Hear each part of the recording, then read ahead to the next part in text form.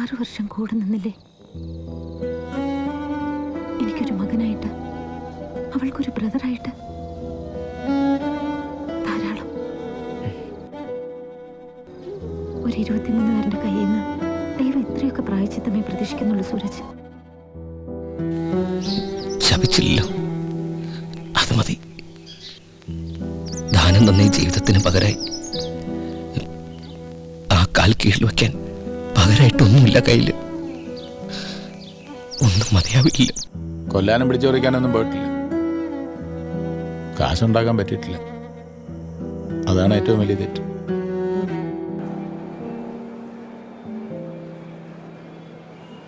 பேசாம அவனே கல்யாணம் பண்ணிருக்கலாம். മനഃപൂർവ്വം അല്ലെങ്കിൽ കൂടി നിങ്ങളുടെ ചില സ്വപ്നങ്ങൾ ഞങ്ങൾ തകർത്തു. കാലിൽ വീണ് മാപ്പ് ചോദിക്കണമെന്ന് ഞങ്ങളും ആഗ്രഹിച്ചിരുന്നു. മനസ്സിലത് 100 ആവർത്തി ചെയ്തു കഴിഞ്ഞു.